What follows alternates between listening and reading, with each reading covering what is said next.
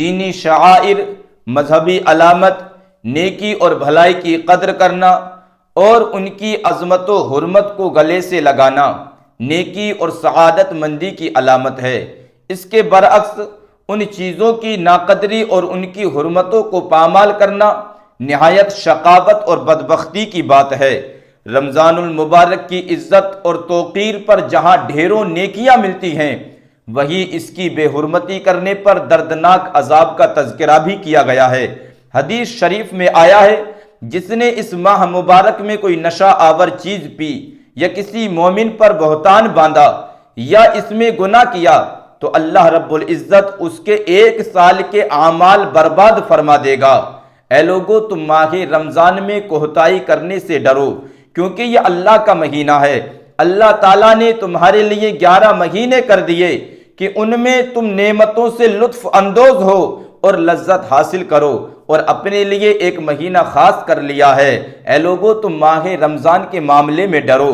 سرکار کائنات صلی اللہ تعالیٰ علیہ وسلم نے فرمایا، میری امت ذلیل و رسوا نہ ہوگی جب تک وہ رمضان کا حق ادا کرتی رہے گی۔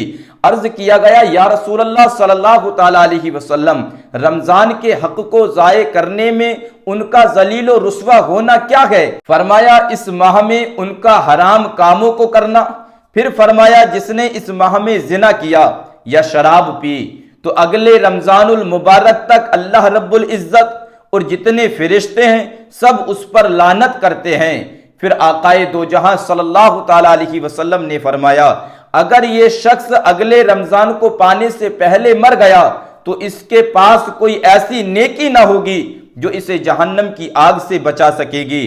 پھر سرکار دو عالم صلی اللہ تعالیٰ علیہ وسلم نے فرمایا، تم ماہ رمضان کے معاملے میں ڈرو، کیونکہ جس طرح اس ماہ میں اور مہینوں کے مقابلے میں نیکیاں بڑھا دی جاتی ہیں، اسی طرح گناہوں کا بھی معاملہ ہے۔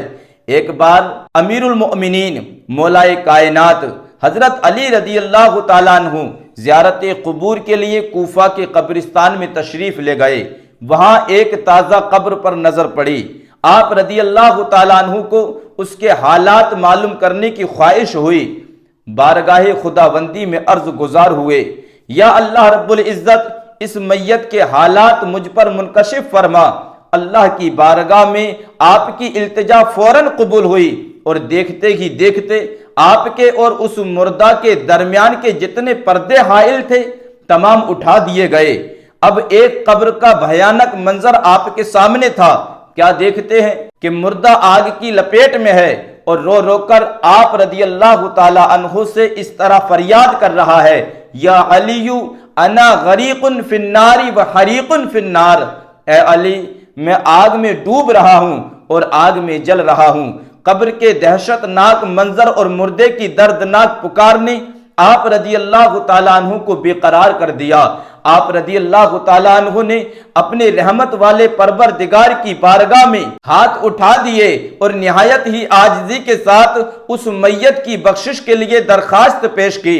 غیب سے آواز آئی، اے علی آپ اس کی سفارش نہ فرمائیے، کیونکہ روزہ رکھنے کے باوجود بھی یہ شخص رمضان المبارک کی بے حرمتی کرتا تھا، رمضان المبارک میں بھی گناہوں سے باز نہ آتا تھا، دن کو روزے تو رکھ لیتا مگر راتوں میں گناہوں میں مبتلا رہتا۔ مولائے کائنات یہ سن کر اور بھی رنجیدہ ہو گئے اور سجدے میں گر کر رو رو کر عرض کرنے لگے، یا اللہ میری لاج تیرے ہاتھ میں ہے، اس بندے نے بڑی امید کے ساتھ مجھے پکارا ہے، میرے مالک تو مجھے اس کے سامنے رسوا نہ فرما، اس کی بے بسی پر رحم فرما دے اور اس بیچارے کو بخش دے۔ حضرت علی رضی اللہ تعالیٰ عنہ رو رو کر مناجات کر رہے تھے کہ اللہ کی رحمت کا دریا جوش میں آ گیا اور ندا آئی، اے علی ہم نے تمہاری شکستہ دلی کے سبب اسے بخش دیا اور اس سے عذاب اٹھا لیا گیا، کیوں نہ مشکل کشا کہوں تم کو، تم نے بگڑی میری بنائی ہے۔ اس حکایت سے یہ بات واضح ہوئی کہ رمضان المبارک کا احترام بھی مسلمانوں کے لیے ضروری ہے۔ اللہ رب العزت ہم سبوں کو رمضان کی بے حرمتی سے بچائے اور رمضان المبارک کی خوب عزت و تعظیم کرنے کی توفیق عطا فرمائے، آمین ثم آمین۔